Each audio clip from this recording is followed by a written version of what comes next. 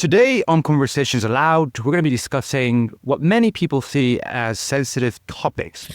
What does being British actually mean in 2025? Is there an identity crisis in the West? And should we be worried about where the West is heading, especially from a demographic perspective? We're joined by Fayez Bakhsh, who is a British actor, director, and writer based in London of Yemeni descent.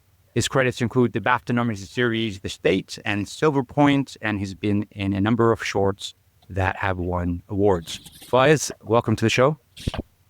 Thank you. Great to have you here. So, Fayez, I'm just going to go straight into it. You're born and bred in the UK with Yemeni parents. The demographic of the UK today is very different to, I want to say, 35 years ago or something like that.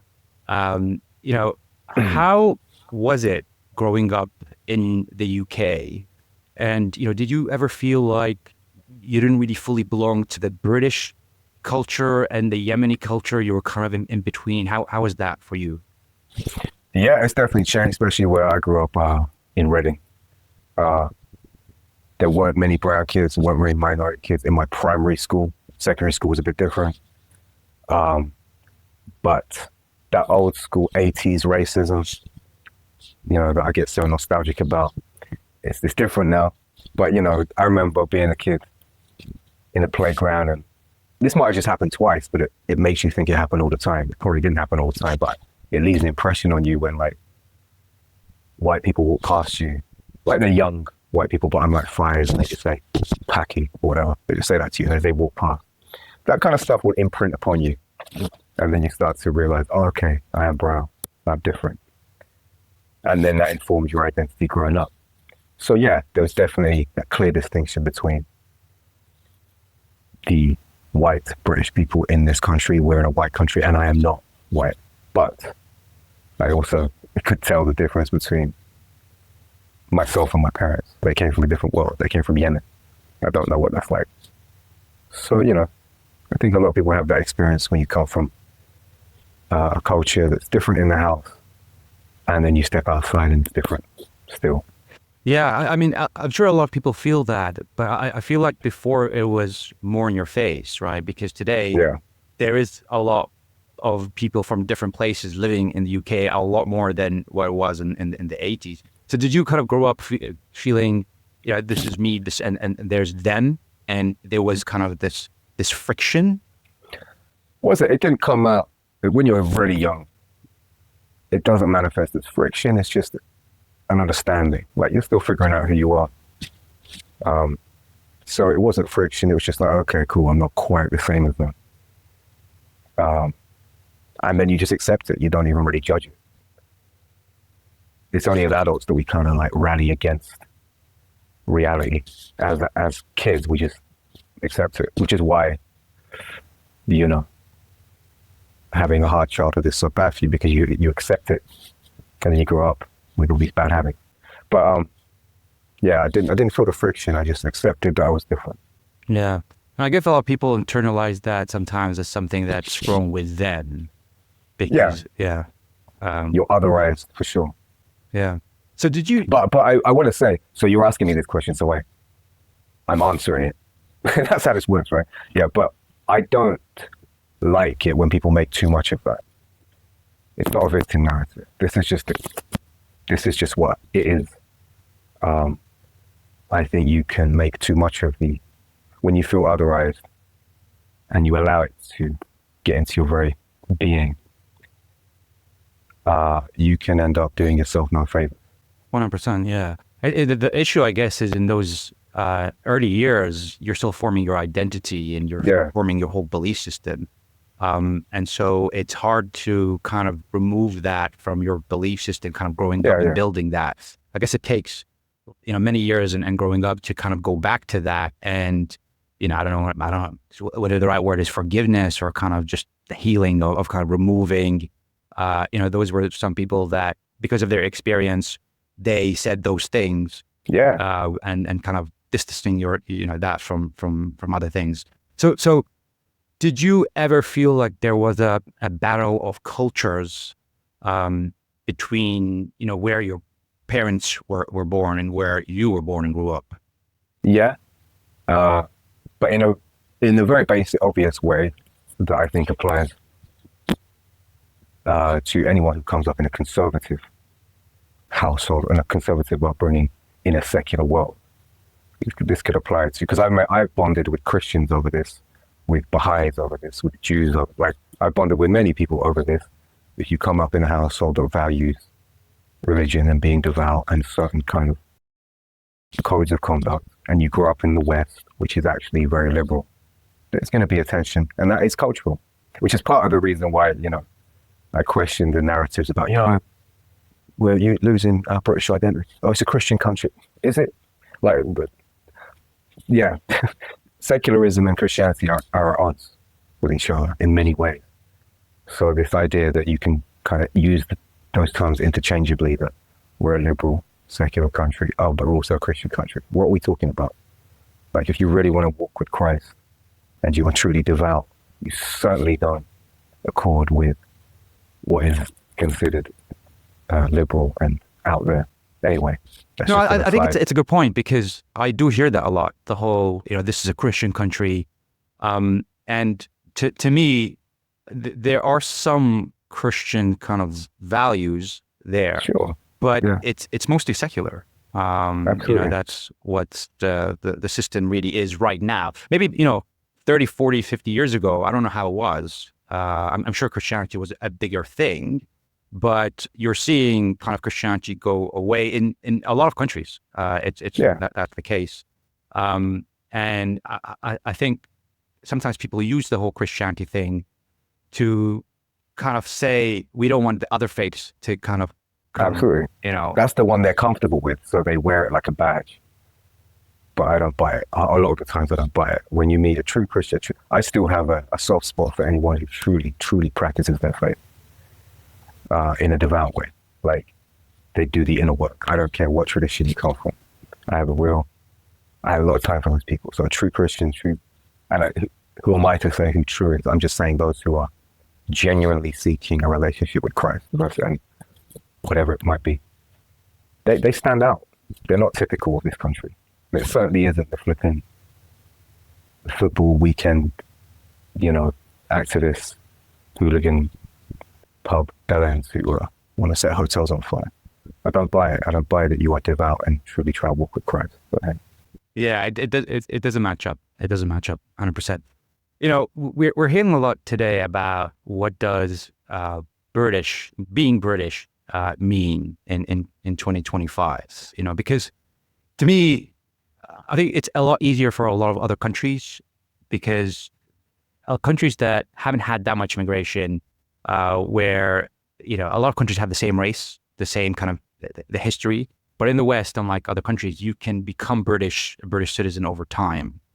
Do you think British identity is more about kind of shared values or shared heritage? How do you associate with being British?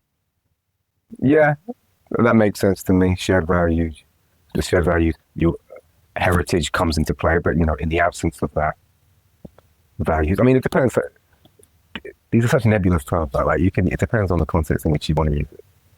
There's a sense in which someone is quintessentially British. When we say quintessentially, we don't envision we don't envision Rishi Sunak. He might talk like Rishi Sunak, but quintessential means, okay, you think white. Okay, fine.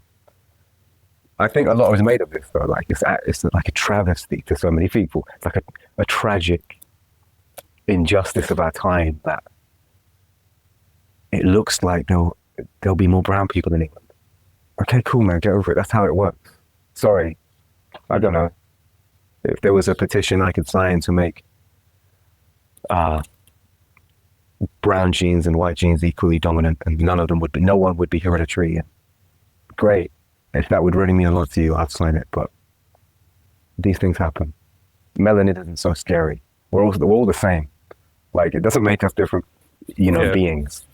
Yeah, I think it's an aesthetic thing. People are fixated with the aesthetic of it, and it's romanticizing the past. And I get it. It is a beautiful thing. I'm from England. I don't vilify the West in the way that a lot of people would maybe or my demographic might be tempted to do, because especially people who share some of my politics, they might go a bit too hard on the West sometimes. And people like Douglas Murray feel so outraged and affronted. Like, they're all victims. Like, shut up. It's okay. Yes, England is great in many ways. And I appreciate it. I love English people. I love this country. And it was wonderful. It brought us beautiful things, Shakespeare, literature, fish and chips, whatever. And it's great, but that's the bygone era. Like, the world moves. Many cultures have died that we don't think about anymore. I'm not saying English culture will die, I'm just saying things move forward. I think there are bigger tragedies than the death of Oscar Wilde, that kind of archetype. Yeah, no, I completely agree. Although some people, I don't think it's an issue aesthetically for people. Well, to some people it is, for sure. But to other people, it's not about the color. It's about what people represent. And, if you think about British values, rule of law, individual liberty, kind of freedom of speech, these are the things that I would say are kind of British values, and democracy. Great. I agree with that. But like, I think for some people, it's, who is coming, and do they align to those values? Because if people feel like that's going away, right? If people feel like those principles are being eroded, then it's understandable that they have fear there. Yes, the fear is understandable. What's the evidence that those things are eroding? That's a good question. I mean, what is the evidence? Well, when it comes to freedom of speech, there seems to be a bit of a case of some people kind of going to prison for posting things. It seems to be, or I want to be specific about this, because the left and right are bicker with each other, so it gets so boring after a while. But they both have their tendencies. It feels like, who am I to deliver what the bottom line is on both their tendencies? But it seems to me that the left maybe has a tendency to be a bit self-righteous sometimes, and that really pisses off the right. But it's seeing a trap of the right-wing way of thinking in reaction to this kind of progressive self-righteousness is to go with feelings and make claims about, like, well, it just seems like you can't say anything these days. Well, and then you really drill down on what they're talking about, and it's not really real. So yeah, everyone's, and it's like, okay, I think the antidote to that is to be very specific. If we're not specific, we're just going to be what general feelings. Yeah, well, white straight men are, the new victims. Okay, what do you mean? What do you mean by that? Let's get this drilled down on. And it will be something arbitrary. Like, I'll just say this. Years ago, I was in a Christmas Tesco commercial. And I'm brown, if you haven't noticed. And I'm holding a turkey in this Christmas Tesco commercial. And it's on YouTube. And it's hilarious. The comments. Most of the comments, not just a few, most of the comments, by far, the vast majority of comments, were people outraged. Not just by, I wasn't the only ethnic minority in the South. It was a bunch of different families celebrating Christmas in England. But the outrage amongst some of the clearly right-wingers in the comment section talking about the death of Britain. And some people, they even use the phrase white genocide, because I'm holding a turkey and I'm brown. If this isn't melodrama, if this isn't snowflake, I know that we like to say, well, the left is snowflake. I'm sorry, this is pathetic. That degree of catastrophization, because you see a brown person holding a turkey and you think, this is lunacy, this is crazy. And that's it. But to me, that's an example of just how out of touch with reality that kind of way of thinking can get you. Yeah. The funny thing about that also, what you just said, is, it was a Christmas commercial. I mean, Jesus was from the Middle East. Yeah, absolutely, yeah. And his name wasn't even Jesus. But I want to differentiate between two things. I want to differentiate between what you just described, which is there are people that clear racism, anything to do with brown people, they just want to kind of just crash it, right? And then there are other people whereby they think, let's be specific. Tolerance is a big thing over here, but there are certain elements where you would think that we cannot tolerate that because it's too extreme. I'll give you an example. Some people who are, it's illegal for them to have a party in the Middle East because they're seen as extremists, are allowed to have those parties in the West. Not only are they allowed, they're actually they're given asylum in the West, because in the Middle East, they're not allowed to practice that extreme version of their religion. That when you say, what do you mean when you say extreme? So a kind of segment of, for example, Islam that kind of connects more to violence. Yeah, the militant strand. Yeah, the kind of Islamist, version, which the Islamist version for versions. The Islamist version, for people that don't know, they kill mostly Muslims. Just to highlight that to people, people don't realize this. The people that are actually the first victims, are the Muslims themselves. And a lot of people in some countries where these Islamists have taken over, it's the Muslims that are trying to escape and go to other places. But the West seems incapable of differentiating between those two things, between the majority of Muslims and the Islamists. And some of these Islamists are able to come here and preach in a way that they wouldn't even be allowed to preach in the Middle East. That is a clear problem, but because of tolerance, it seems like we're not capable of tackling that. And that, for some people, obviously, I think with reason, is an issue. Sure. And that's why they feel like, okay, if this continues, especially these people are able to influence a lot of young people who feel disenfranchised maybe with what does British mean. My family comes from another place. That, and you're seeing it with the numbers of young people kind of going closer to that Islamist side more than their parents, interestingly enough. Yeah. That people fear that, what I mean? Understandably so. Yeah. But that for some people are like, okay, that's an erosion of the value. But even then, I would still press that person who's making that claim to be specific, because when you are fearful, when you have a general fear, you tend to react also. And this is the tendency of that right way of thinking. You tend to overreact. Like, you see a brown guy hold a turkey. Oh, what genocide? If that is an overreaction, I don't know what is. That's crazy. 100%. And that kind of neurosis. I know. But that's what I'm saying. But it wasn't. It was most people. And this, to me, characterizes the right, which reacts to the lunacy of the left as well. Like, extreme factions just reacting against each other. So what I'm saying is, if someone is going to make a claim that there's some imam in some mosque in Slough or whatever, and he's saying extreme things, I want you to tell me, what did he say? Because I've seen reactions to stuff that is actually quite textbook conservatism. You can go to churches where they talk about how homosexuality isn't permitted. In Christianity, we kind of, okay, that's Christians doing their thing. People don't like it. It doesn't gel with, liberal society at large.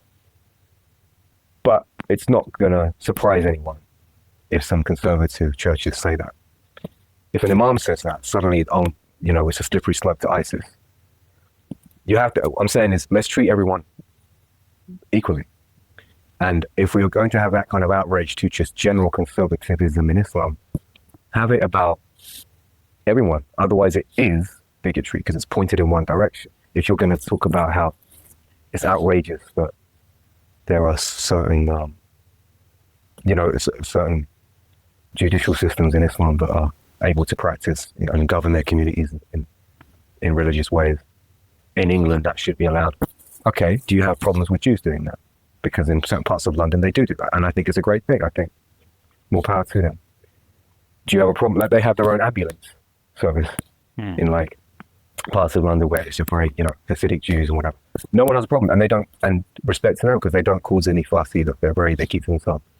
But I'm saying, if you're going to be outraged by this in general, it starts to look very suspicious when you only talk about Muslims. That's where the accusations of bigotry have some founding, Yeah. I think a lot of people will answer the answer that they would give to this, because I've had this conversation with people, is that, well, the Jews in the UK, and this can go in a toxic direction, right? The Jews in the UK are not doing what some Islamists are doing in Europe and the UK, and for some people, one person doing something that isn't going to impact anyone really, or impact their lives really, they connect that straight away to attacks that's happening in Europe. It's that kind of mind that straight away makes that connection where if we allow this, it's going to lead to that. And they're seeing it happening right now in front of their eyes. And so they are kind of straight away into that fear mode. And sometimes, there is a question to be asked. Why is there a lot of those attacks carried out by, Islamists happening in the UK or in Europe? But this is what I'm talking about. That's muddy thinking. Because then, if that's what their response will be, I will point out then, therefore, your issue is not with the conservatism. It's not with communities keeping to themselves, because we've just given examples of other communities keeping themselves. You don't have a problem with that. Your issue is with, and rightly so, violence. That's the issue. It's not the fact that there are people sticking to themselves. And then you presume that as these Muslims are sticking to themselves, they're whispering and conspiring amongst themselves to plan attacks. That is your story. That's your story in your head. Because that's not happening most of the time. But because the way that's not how it operates, that's not how it works. There's I think still people who think that way operate with this notion that when a terrorist activity takes place, the everyday Muslims all knew about it somehow. But it's all much of the same. They're all interlinked, and they would have known about it, and they would have. No, these are criminal organizations. They operate like criminal organizations. They stick to themselves. They plan amongst themselves. And they do their thing. They're not part of the general mass of Muslims in the UK. So that's what I'm saying. That is the bigotry. It's this, and that's how anti-Semitism was, in the heyday. There was all this notion that if Jews stick to themselves, they'll be conspiring to undermine. This is the narrative that was used in Germany, that they want to undermine the entire country. They want the collapse of Germany economically, etc., etc. And if you can't trust them when they whisper amongst themselves, bad things are afoot. This is bigotry. That's the problem. That inability to make the distinction between the everyday practicing Muslim and the hardline militant terrorist, thinking that they're all the same. I don't know what to tell you. I'm sorry, but that's bigotry. Yeah, and I think people really do need to differentiate that, because those Muslims that the majority can be your biggest allies in tackling this issue. But not only, but it's very deliberate. I agree with you. This distinction needs to be made, but not only is it not being made, it's deliberately being blurred by certain voices. It's a very much, and a big case is made by people like Toby Robbins or whoever else, that it is. No, don't be fooled. It is all the same. And so then this just exacerbates the fear. And it really emboldens people to take this hardline position against Muslims and Islam in general. And so it's very difficult, because now you've got a counter narrative running the opposite direction. Yeah, and what it does also when you're attacking all Muslims is Muslims go in the defense, and you're kind of slowly grouping them together. As you put them all grouping together, when people are in defense, they kind of feel who's closely related to me in my ideology, and then they start to kind of attack each other when you're working together. And that division, as you're alluding to, is perfect prime grounds for the hard-line militant groups to recruit fresh blood, because it's these people are against you. So which side are you going to be on? Okay, well, if there's only two sides, Yeah. I think the other issue that people point out to is, they can go to certain verses and say, well, look what it says in that verse, and they're doing it. It's part of their kind of ideology. And I think that's the issue, because when the Quran is a big book. It's not too big actually compared to the other books, but It's very dense, it's dense, but loaded. whatever verse you can find, there are other verses that either put this into context or actually kind of say how it shouldn't be applied. Yes. And so when you take verses, which you could do with any book, by the way, I think I can go to the Bible, the Old Testament, and just grab a verse, Definitely. and kind of brush all the actions with that verse. And I think that's the issue. It's very easy to find a verse and to say, well, they're doing it, and that's part of Yeah. religion, and that's what they want to do and expand, and that's the true Muslim is that. Yeah. Where the modern Muslim isn't actually the true Muslim. Yeah. And so it becomes a struggle to have that conversation around that because, well, one, not, a lot of us are not experts in the Quran in terms of the interpretation, which there are a number of interpretations, unfortunately. Yeah. And so that's why there's a number or types of Muslims, because a lot of them Yeah. interpret the book and the words in very different ways. Yeah. Which becomes an issue here. But when it comes to kind of, national identity, there's this tension, really. There's this tension right now between embracing diversity, which I think contributes so much, and preserving a shared national identity, especially at a time when immigration is at extreme highs.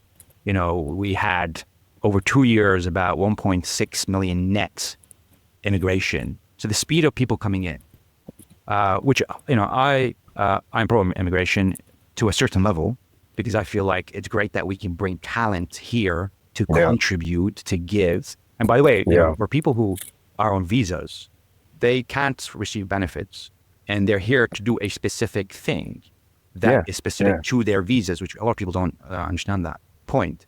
But there's a tension between embracing diversity and preserving that kind of shared national identity. How does your experience shape your understanding around those two different things of embracing diversity, which is part of tolerance and the values of to some extent Britain, but also having a shared national identity of being British?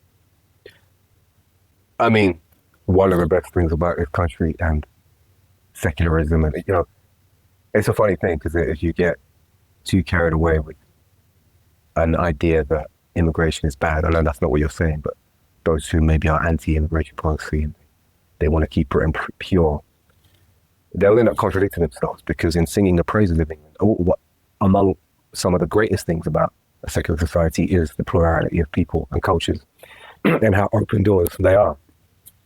They're not intolerant of other races and other cultures and other ideas. Free speech, right? So that's inclusive of ideas. So that's one of the great things about it. So you don't want to stop that, because then it will stop being as great. Like, many countries are very rigid in their thinking, and therefore they don't grow and they don't develop, and they're not desirable places to live in. One of the things that makes England desirable is this welcoming approach. Now, those who are critical of immigration in this country will say that our kindness has been taken for weakness. Okay, maybe, but I think that we are stronger for it. I'm not sure what was the exact question you were asking me, like what my experience has been in regards to that. No. I mean, you kind of explained it in terms of how why it's a strength to have that diversity. Yeah. But do you feel like, given that we are embracing that a lot of people to come in, there should be a stronger point on the national identity? What does that mean? A stronger point? How would that be enforced? Well, it's that this is the issue, right? Is because what is it being British? What are the British values? And is it about having one culture or having many cultures? Because if you are a supporter of individual liberty, that means you are a supporter of people having their own way of how they want to live, as long as they don't want to harm someone else. But people are struggling with that because they say the Britain I knew is not the same as it is today. Well, that's always going to happen as we evolve, right? That's never going to stop. I shrug my shoulders to a statement like that. It's like, climb your river. Yeah. But it's also, you want to be in a country that you feel like these are your people, Of course, and you have a shared thing with them. I mean, what is a country other than, a shared absolutely. sense Well, of belonging? I'm in the arts. I think the arts, if nothing else, that's where we matter the most, is in shaping culture. That's what the arts do. Notions about love and familial dynamics and what it is to be a man, what it is to be a woman, what it is to be this, that, and your possibility and the values that we aspire to and stuff. That comes from literature, it comes from storytelling through cinema, it comes through songs, it comes through the people that we celebrate. And so I think the arts are a massive part of it. In fact, a huge part of it. So people talk about, I think people overthink it sometimes when it comes to British identity. Like, oh, these values, freedom. Well, come on. That's hardly, most places in the world, even places that don't have freedom, the individual would value their freedom. That's not a British thing. You can't put a Union Jack on that. They end up saying really, really broad things. I think it's stuff like knowing the words to the theme tune to Only Fools and Horses. I think that makes you British. And if you don't know, okay, cool. Things like that, and it comes from like nostalgia, childhood, and it's stuff like that. But it's that kind of thing. You can't enforce it. It kind of just happens. It's infused. And of course, you don't want to wash that out. But the arts are a big part of that. We've got a rich culture for theatre and music and literature, and that will continue. And I think as long as, it's funny because the people who want to talk about preserving, they're not usually people with that kind of politics, that hardline aggressive type of position. They're not usually the most artistic people. They're not the most nuanced, creative people. It's always the stalwarts of a culture are the least likely to have ever produced or contributed to the culture. They're keen to draw the lines. But what did you do? Like, it's visionaries, people who are inclusive and willing to integrate stuff. They're the ones who shape the culture that you love so much. It's just a little funny thing that I've noticed. That's true, actually. Yeah, I mean, the artists are usually the more dynamic, people from my experiences of having met them, and they contribute to the culture a lot. When you talk about they will talk about architecture or great works of literature and great people in history. That's who they weren't. This aggressive, pie-eating, average football fan who doesn't really do anything, but but mate, ask him about Gaza. He's got strong opinions. No links to it. Nothing. He doesn't understand the Middle East. Doesn't understand anything. But he gets red-faced and fierce when you ask him about it. Like, this is, to me, that's the issue. It's not so much a loss of identity. It's this neurotic Dunning-Kruger trap that people fall into that makes everything worse. Because then they cause friction. But I think also you mentioned there something interesting, which is nostalgia. I think for a lot of people, a big part of it is the nostalgia part. They connect it to a lot as part of their childhood. And so seeing it kind of be eroded, they feel like, they're not comfortable with it. To some people, that is the issue, even though they don't articulate it in that way. Yes. And I share that. That's what I'm saying. Like, it's exciting when people remember the same TV shows you do when you were small. It's a new connection you have with someone, right? Yes, when you're absolutely. sharing that thing. Yeah. And England is big on that. So, and also like the sweets that you liked or the songs that were out at the time and the films you were watching and stuff like that. That is, I think, what forges a sense of national identity. And people don't really want to, I think people overthink it and they try to make it more grand than it is. But these grand principles, these broad values, they're actually human values. That's what unites us as humanity. But they want to attribute that they want to actually draw national borders around those things. It's just not true. It's dangerous when we do that as well, because it means that if stuff like freedom and justice and liberty and freedom and equality are national values, what does it mean for those who are outside of your national border? They're less human. they're less principled, they're less virtuous. And then what happens then? Well, then it's easier to kind of excuse mass bombing campaigns because, they're subhuman. And this is what happens. But these broad, grand virtues, they are not, you can't draw national borders around them. That's humanity. And if you truly are a Christian, that's the other thing. Oh, we're a Christian country, cool. Then you would realize we're all made in God's image, if that's the case. That's a good point. And I do agree that, the values of freedom, who doesn't want to have that freedom, right? But I feel like there is a difference in, when I say values, I mean, we can all value a lot of the same things, but where do we put it on the top three, for example? I feel like there is a difference in the structure. Yeah, sure. For example, for a lot of my friends from the Middle East, family is number one. You know what I mean? Yeah. I don't see that in the UK. There are other things. It doesn't mean people don't value family. It just is not the number one thing. The emphasis is different. Yeah, I get that. So I feel like the UK has a special kind of hierarchical value. Whereas it's the same thing in the West. It tends to value the individual more, but traditional Eastern, it values community more. So there's a tension between the two things. Yeah, but it does kind of create this, I guess, putting cultures at a hierarchy too, which can lead to... well, it's hard because who's judging the hierarchy? Yeah. Because you're coming from your own cultural concept. That's the thing. Unless you're coming from the God perspective. And this is the value of religion, in my opinion, or the God model, whether you believe in God or not. The value of it is that it should be the case anyway, that we're trying to access a perspective that transcends merely our cultural conditioning. And we get to see things removed from that. That's the idea anyway. But it's just people don't tend to do that. They tend to use it to bolster their cultural concept, right? Because if you're going to put cultures in order of better to worse, by what scale are you using?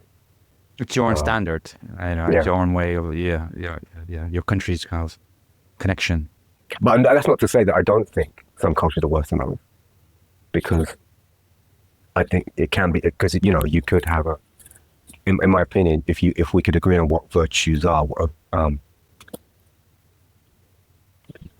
the virtues like nobility and kindness, generosity, humility, if we agree these are laudable attributes to have, then we can see which cultures are more likely to cultivate those things in people and which are less. I mean, I'm just saying there are obvious cases of that. I don't want to disregard that. Of course, a cannibalistic culture that, eats babies is worse than what we have in this country. And I'm not shying away from saying that. Yeah, I guess the point is that, there are some cultures whereby, whether it's temporary basis due to some kind of influence, it does harm society, and they should be looked at differently to the others, for sure. You mentioned there, Tommy Robinson, who is skyrocketed in popularity right now, and with it comes reform, slightly a bit different to what Tommy Robinson, his stance. Do you feel like, as a person of parents that are immigrants, do you see them as threats to and also do you understand why they're increasing? Yeah, I feel like I do, from what I know. I haven't followed in that closely, but I get the narrative. And to begin with, I was very sympathetic to him when I first heard of him, because I believed he was more sincere. Maybe he was sincere at the time, but now he's funded by a lot of people, and he's a bit of, he's been used strategically. It seems to me anyway. But I can understand the appeal of his narrative. Of course, it's a threat to anyone who values good relations between communities within England. England is always going to consist of communities. It's never going to just be one thing. You can't unless you're advocating for ethnic cleansing, you're not just going to rid England of, cultures that don't accord with your very rigid notion of what it is to be British. So if you value harmony between, say, Muslims and non-Muslims, then yeah, you're correct. I feel like a lot of times, people say, immigration is not working, multiculturalism is not working. And you can approach it in two different ways. You can either say it needs to stop, or we can fix what's not working. I want to know when someone says that, okay, what do you mean specifically? Like, what does it mean? Because you could make, yes, you can, this is the true of life. You tend to see what you're looking for. I could start with the premise, it's not working. Then I will find all the cracks and all the things that and all I'm pointing to are the things that make things difficult. Okay? Or I could start with the premise, it is working. And then I can point to every time I go out and I go to the doctors or I go to the shops and I'm greeted by someone who's brown or with an accent, or how everyone seems to be nice to each other. Oh, look, it is working. What are you doing? It really heavily depends on the media that you consume. 100%. What's happening on your Instagram feed, which speakers you are drawn to, because a lot of people make a lot of money through doom mongering. Everything's so black and everything's about on the verge of collapsing.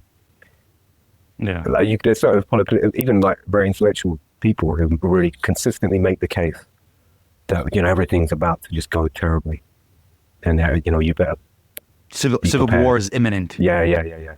So at least if you're drawn to that narrative, cool. But at least be inquisitive enough to understand you've chosen it to some degree. Like, it's not necessarily a fact. It's just what you believe. So I want to know, okay, it's not working. It's such a broad, okay, which is the bit that's not working? What's happening? Because there's tension, okay. But is the tension evidence of the fact that it's not working, or is it evidence of people believing things? Because if you have enough people believing it's not working, there's going to be tension. So you can't point to that as evidence, the fact that there is tension, therefore it's not working. It's like it was like the argument used by the pro-Brexit people. Like, well, people want it. They want it because you fed them a bunch of narratives that weren't necessarily true. And then on the back of that, they wanted it. But let's unpack it. Like, is it truly not working? Or is it the fact that the narrative that it's not working has gained momentum? And I'm not saying it's outright wrong to say it's not working. I just want to know specifically, what are people talking about? It really pays to take a breath sometimes. This is why politics just does my head in. People don't breathe and just be like, okay, this feeling I have, or this conviction I have, what's behind it? It's a fear. All right, what's behind that feeling? And it'll be something you can point to, and then we can work with that. Anyway, I just waffled there, but I wanted to point out at you, like, what do you think they mean when they say it's not working? Yeah. Well, before I go into that, it's an interesting point, because even if it's working, they'll be complaining about it working. Because what does working look like? Working looks like where those people have assimilated, are working really well, are maybe the prime minister, which we've had, are the mayor of London, which we've had. That's integration, right? That's assimilation. Yeah. That's them coming and kind of being part of society and culture and contributing. Yeah. But they don't even like that. So it's very hard to argue, okay, so what's the ideal picture other than them not being here for you, maybe? Yeah. Is it for you? So that's a different thing. But to them, true. To what they will say, well, I mean, look at the crime committed by immigrants. It's much higher than the local people. Look at some segments of societies or some cities or towns in society where it's just one community not integrating, where a big portion of them might not even speak the language. Those are the things that they will kind of look at. And I do feel like, okay, these are actually reasonable things, because when you look at the facts, yes, it's worrying how much there's a difference between kind of immigrants' crime versus other crime. Yes, it's worrying that there are segments of towns where, they just don't integrate. But the town thing, compared to relative to all immigrants, is a small portion. And these are things we can look at and say, okay, how do we fix that? As opposed to brushing all immigrants with that one thing. 100%. Yeah. Those things that you mentioned, I sympathize with that. It doesn't help to have whole communities who barely speak the language, things like that. I'm a big advocate for speaking one language and people feeling like they could forge harmonious relations with you and not being excluded because you can't even communicate with them. I'm big on that.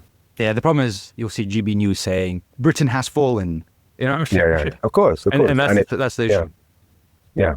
And it taps into that kind of primal fear that people have.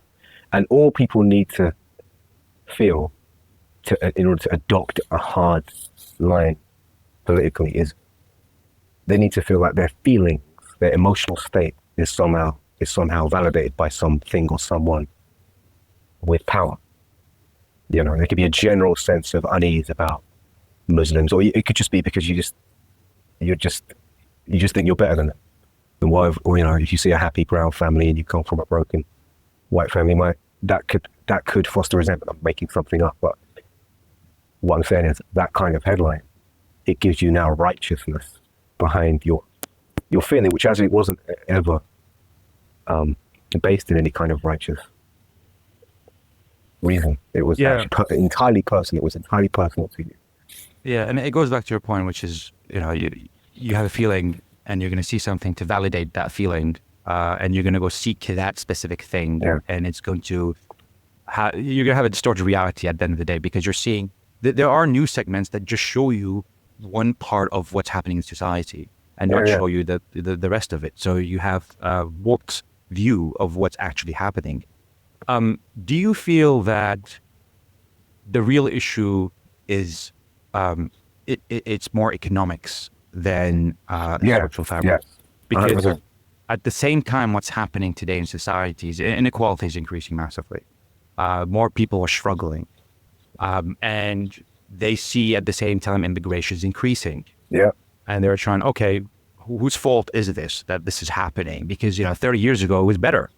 50 years ago, depending, you know, where you are. 50 years ago it was better. My parents' generation, my grandparents' generation is much better than what it is right now.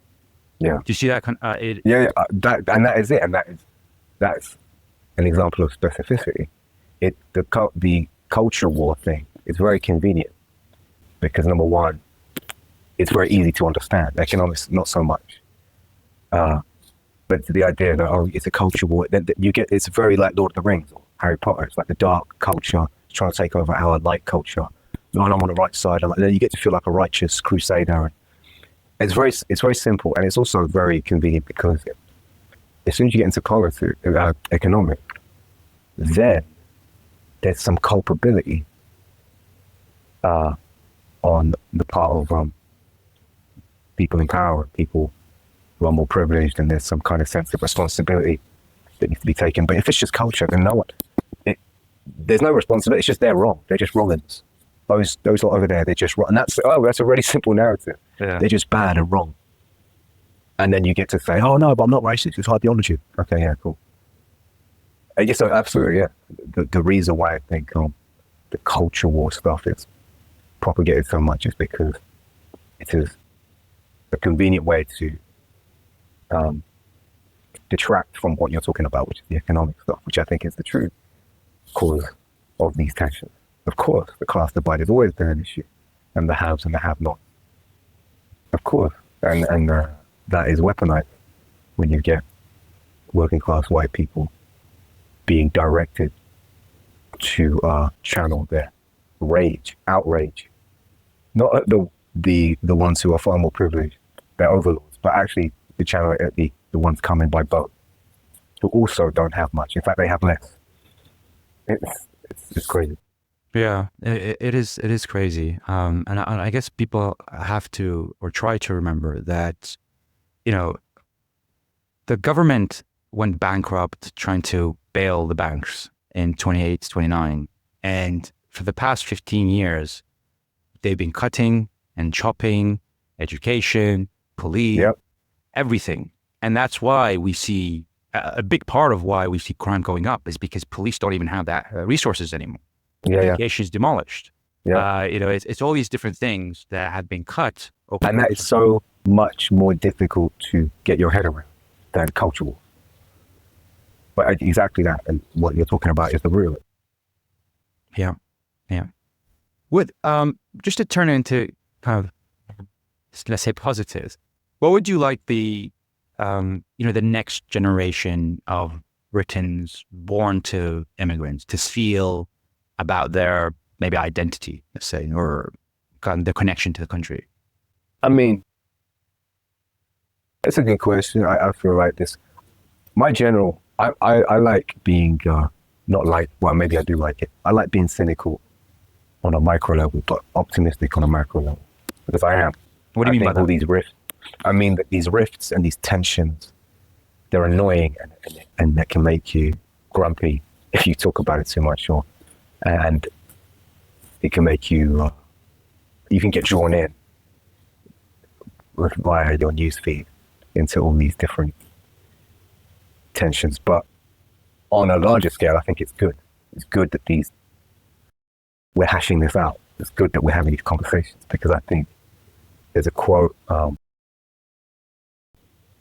there's something about the clash of differing opinions brings about the spark of truth.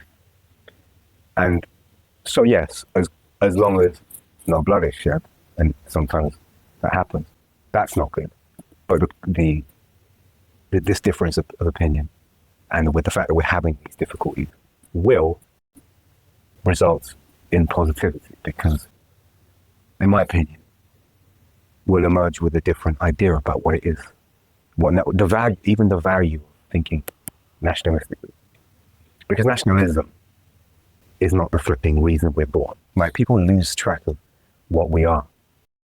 Anyone who gets so caught up on like flying their flag, I don't care, and I'd apply this to anyone, like whether it's,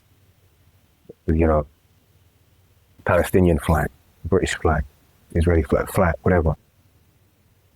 I think the urge should be for all of us to think a bit deeper than that. Because before we identified with a flag, before we even identified as anything, we were consciousness that just emerged. And that, there's a purity in that. And when you realize that, and we're here for a limited time, and then your life will be over, and what you think depends what your belief system is about what happens after that. But are we really saying that at the highest calling of our life during that period that we're here should be to fight for national borders, which is really about geography? This is what we did in our tribes, back in the day. It's important, yes, but I don't think it's your highest calling. I think a much higher motive, rather than we must discern exactly what it is to be British. Let's wrestle with that. Let's spend my years on furrow brow and argue with everyone about what that is. Is that higher, or is it? How about we forge good relations with people who are not quite like us, don't look like us, but we can find common ground because we're human beings, and we're all consciousness, and we're all soul, and we're all trying our best, and we all come from different places. And how can I begrudge someone who grew up in a war-torn country? He's going to have problems. And he comes with his own belief system, and I come with mine, and they come with theirs, and she comes with hers. How can I truly judge? I can only try to seek peace with people. That doesn't mean compromise who you are. It just means foster good relationships. And so I think the emphasis being about humanity, putting nationalism in context, that it's less of a priority than ensuring that the world is good with itself. I think that would be a more promising future for future generations, to answer your question. I think less emphasis on what it means to be British would be good. Because I think also the less aggressively you're pursuing the answer to that question, the more likely is that the answer will arrive. We'll just land in a comfortable place of the country. Yeah. We just will. And it won't be what it was in the 1920s or whatever. No, it won't look like that. Yes, it will involve probably more chicken shops, whatever. But like, it will involve lots of brown people, whatever. But ideally, there will be a kind of an all-inclusive, an umbrella culture that embodies all. Yeah, I mean that's beautifully said, and I agree. It's hard to transcend the border, kind of the national border thing. But why? because, and I agree and disagree with this in terms of, I think there's a bigger thing than nationality. It's humanity. We need to connect as humans, Exactly. and that's I think more beautiful thing to be able to do. But at the same time, people need a sense of belonging in a community that they can share a lot with, and they can't share everything with everyone around the world. There's just major differences about what is a great society and what we should be fighting or improving or focusing on as a society. And so there are going to be differences, and people want to know that I trust my community because we're working together to create something beautiful. That's the issue I think for some people is that they're asking, do I trust my community? And slowly the answer is becoming more no than yes, because they see trust in what sense? What do you mean? Trust in sense of we're working together to create something that we believe is the best for society, that's aligned. Well, that's exactly it. There needs to be a shared. Like, it doesn't make this is I agree with you, and maybe this is what I should have said in my answer. I should have integrated it into my answer. What I'm talking about is the global vision of all of humanity being interconnected. That only works if everybody shares that vision. Of course, if I try and extend I go to flipping some drug cartel in El Salvador and say, hey, my brother is humanity, that's not going to work because he doesn't see it that way. Yeah. So you have to all agree. That's the problem. So in England, everyone has to agree, and we have to get there. So yes, I should have integrated that into my answer about what would I like future generations. Is that I do think it is possible to arrive at this place of unity in diversity. Unity doesn't mean uniformity. Yeah. There will be diverse cultures, but we all ascribe to the same shared values. That is possible. In fact, on a broader level, it's already happened. There's so many examples of it all around. The general liberal-minded everyday Muslim and the general liberal-minded everyday Christian, they can be friends, and they are all around this country. Yeah. It happens all the time. Yeah. So it's not like an alien concept. I know people want to invoke the rivers of blood speech, and people like to think in dramatic terms. It's very cinematic, and it gets certain people who feel lost and angry to feel like crusaders for some revolution when they think in terms of blood and dark and light. Yeah. But it's really not like that. It's not like that. If you took a breath, take up some meditation, you'll open your eyes and realize it's not quite as, we're not on the brink of that. It's just, we're not. Yeah, I think people get lost into it. And the thing is, even if there are 100 people that, as I say, 100 Muslims that have integrated, that contribute to society, and one Muslim that does something, extreme, that's the one that's going to be standing and we're going to be focusing on. It doesn't matter how the 100 did. That's unfortunately how a lot of society thinks, just because of the fear within us that kind of shoots up when we see that. And we need to tackle that 100%. But I agree with what you said there. And I guess the last question is and we talked about it quite a bit, but what do you love most about Britain?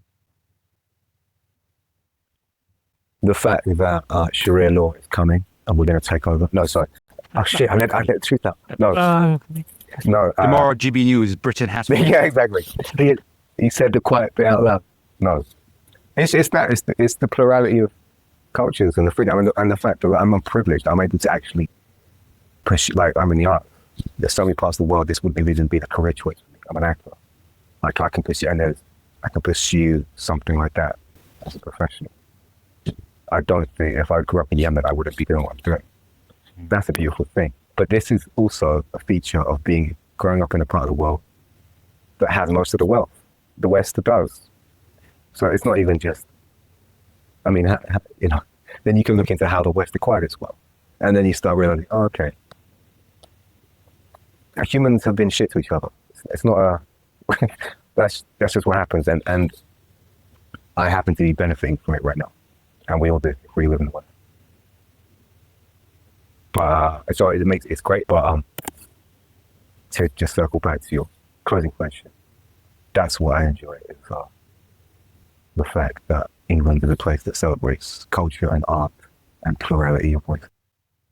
Yeah, 100%. Yeah, I think it is a special place, whereby, just me having this conversation with you, in some places we aren't able to do that, and to share our ideas and challenge each other, and still kind of connect over a drink or tea or whatever it is, and enjoy kind of that experience and sharing. And I think that's also part of the diversity element, is bringing these different ideas all together in one kind of melting pot.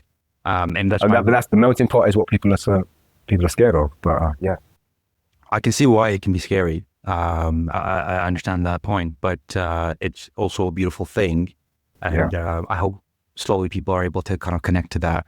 Fayez, thank you so much for today. If people wanted to reach out to you, where can they find you? I'm the only social media I really use anymore is Instagram. So Fayez B at, I don't even remember what my thing is, but I'm sure it'll be there. Instagram is where you can find Fayez and Jeff. Yeah. Perfect. Thank you so much, and hope to connect with you very soon. Thank you. Pleasure.